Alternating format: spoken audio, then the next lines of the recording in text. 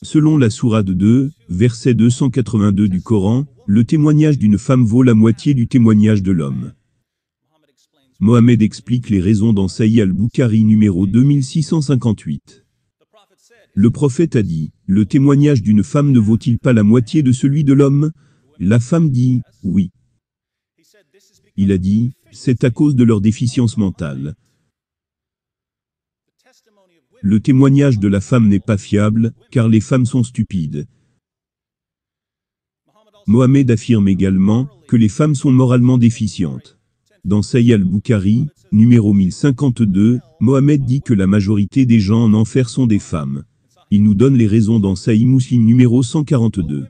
Ô femmes, faites l'aumône, et sollicitez plus fréquemment le pardon d'Allah, car je vous ai vu former la majorité des réprouvés de l'enfer.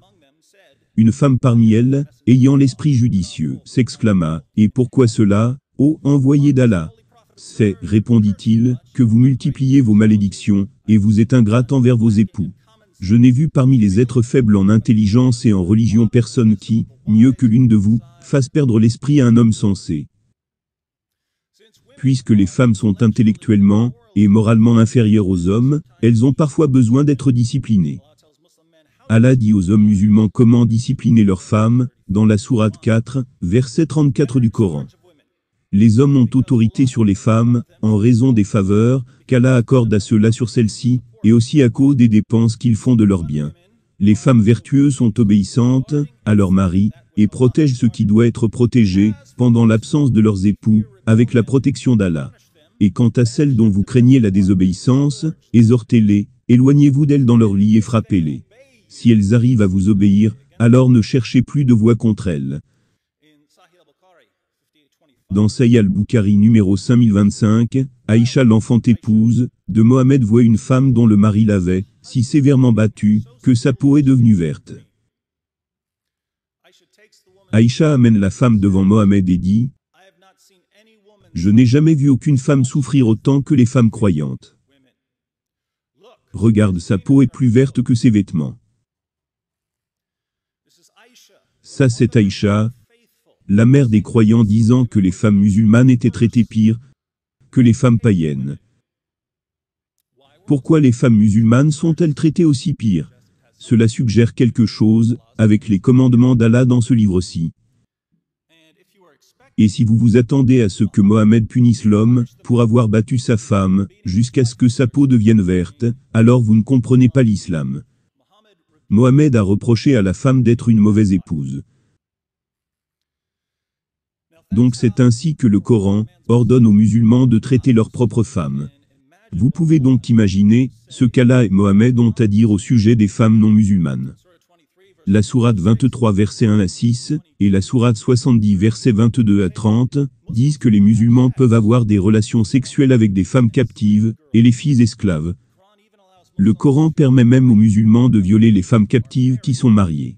Dans la sourate 4 verset 24, Allah dit à ses fidèles, « Et parmi les femmes, les dames, qui ont un mari, sauf si elles sont vos esclaves en toute propriété.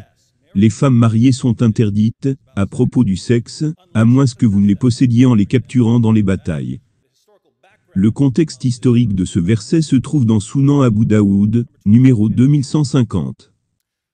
L'apôtre d'Allah a envoyé une expédition militaire à Ota, lors de la bataille de Hunain. Ils ont rencontré leurs ennemis, et se sont battus avec eux. Ils les ont vaincus, et les ont emmenés prisonniers. Certains des compagnons de l'apôtre d'Allah étaient réticents à avoir des relations sexuelles avec les femmes captives en présence de leurs maris qui étaient mécréants.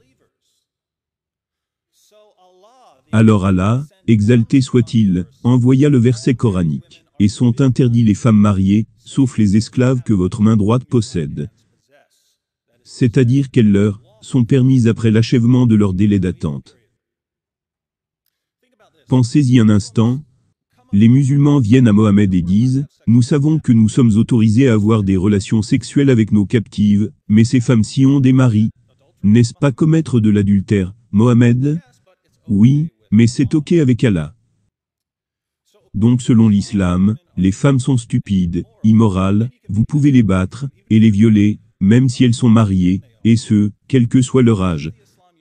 Voilà l'islam dont vous n'entendez pas parler sur PBS ou BBC.